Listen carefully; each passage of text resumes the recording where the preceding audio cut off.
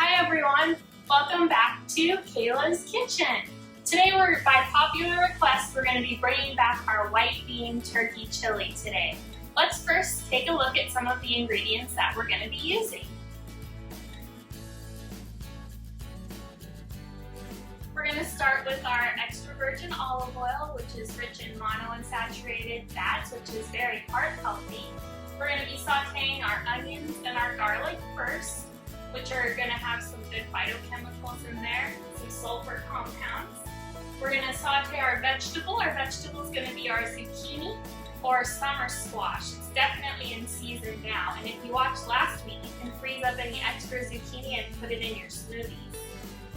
We're also going to be using 2 cans of our white beans. Today we're going to be using Great Northern beans, but you could also use cannellini beans. If you don't have white beans, you could use pinto beans or black beans.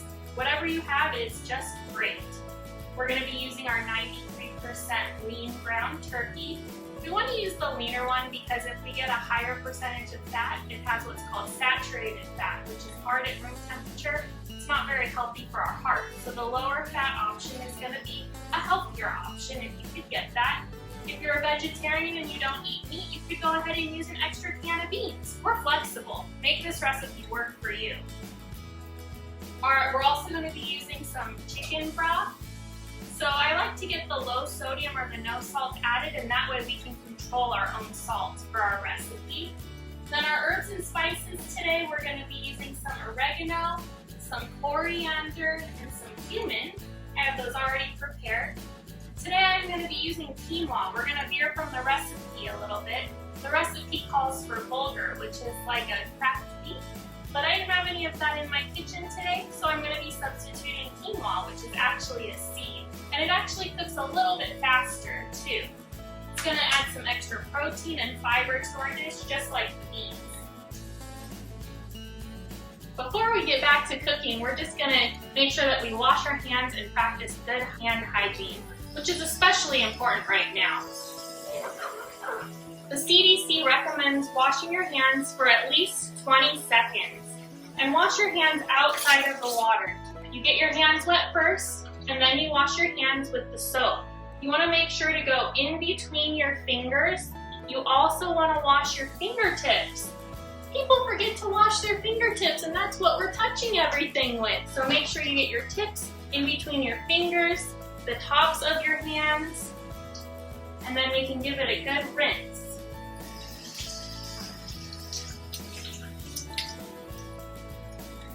Now we have clean hands. We can go back to work.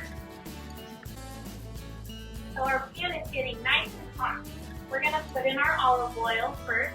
I prefer using the olive oil over another kind of vegetable oil or canola oil because it's less processed and it has more of those monounsaturated fats, which are very heart healthy for us. So we're using 3 tablespoons of oil. Stand back so you can pop it again.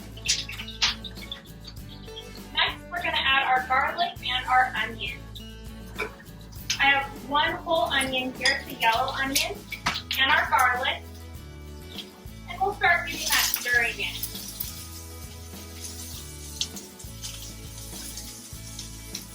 We're going to turn it down just a touch. And a quick tip for garlic, you can use a microplane grater and save your fingers from having to do too much chopping.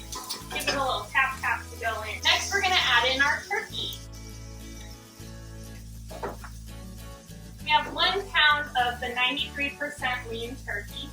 And again, if you're someone who doesn't eat meat, you can go ahead and add in another can of beans, or you could add in some shredded chicken. So I just washed my hands after touching that raw meat. It's really important to be food safe. So we're just going to wait for our ground beef and our onions to cook up. We'll adjust the heat. And this will probably take about 5 minutes for this to cook. We want to just cut the meat up and let it all saute together. Turkey is looking good. Our onions are starting to look like they're almost translucent. So we're going to go ahead and add in our zucchini. So we have 2 whole zucchini that I've cut into little pieces. And we're just going to let this have a chance to cook for about 5 more minutes. our zucchini's starting to add a little bit of color, adding on a little bit of caramelization there. So now we're gonna add in our herbs and spices. We're gonna add in some cumin, which is gonna give it a nice earthy flavor, some coriander, which has kind of a sweeter flavor to it. And we're also gonna add in our oregano. We're using dried oregano today, but if you have a garden, feel free to add some fresh oregano in. That probably would be delicious. So we're gonna give that a chance to just bloom the spices. And now we can go ahead and add in our chicken broth. If you're doing the vegetarian version, you're adding beans instead, feel free to use a veggie broth here. Today I'm using a no salt added because I like to have control over how much salt is in my food. So I'm not going to add any salt right now, but at the end you can give it a taste, and if you think it needs just a little bit of salt, you can feel free to do so. So pouring the whole thing in. This is about 4 cups.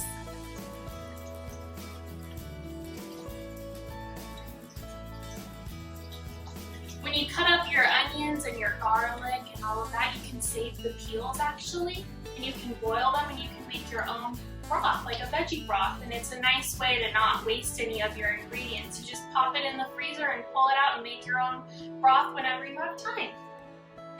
Now we're gonna add our beans in. Again, we're using the Great Northern beans today, but you can use any bean that you have on hand. You could use 2 different kinds of beans, 1 can of each. Mix it up a little bit, why not? We have our beans in. Today we're using quinoa, which is actually a seed, and it's gonna add in some good protein and fiber to the dish. We'll give all of that a stir. It smells really good in here. And we're gonna just wait for that to come back up to a simmer. I'm gonna add a few cracks of some pepper. The recipe calls for white pepper. The reason for that is so you don't see the little flakes of the pepper, but I don't mind seeing that in there. It's homemade, right? Beautiful.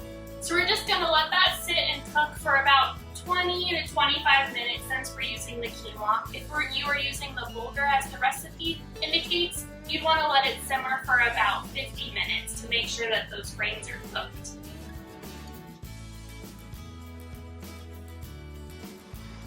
Now that our chili has come to a simmer, I'm going to add in some diced green chilies. This is optional. It adds a little bit of flavor and just a little bit of spice.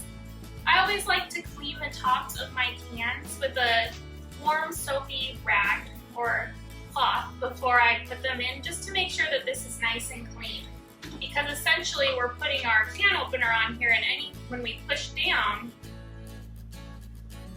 we don't want to push any bacteria from the top of the can into our canned items. So we're going to put 2 cans of our diced chilies in. If you want to add just a little bit of flavor and not have that huge bang, you could just put 1 can.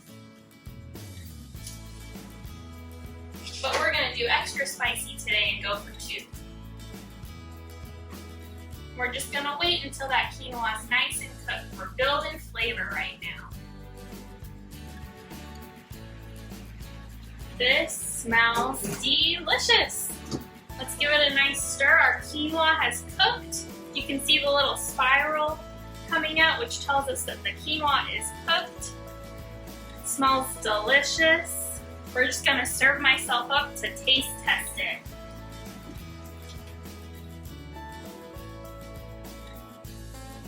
Let's just put a little bit of our sour cream or Greek yogurt on top. All of our hard work is paid off. This looks delicious. Let's do a little taste test. Really good. Thanks for joining me for this episode of Kayla's Kitchen. See you next time, and don't forget to be gentle with yourself.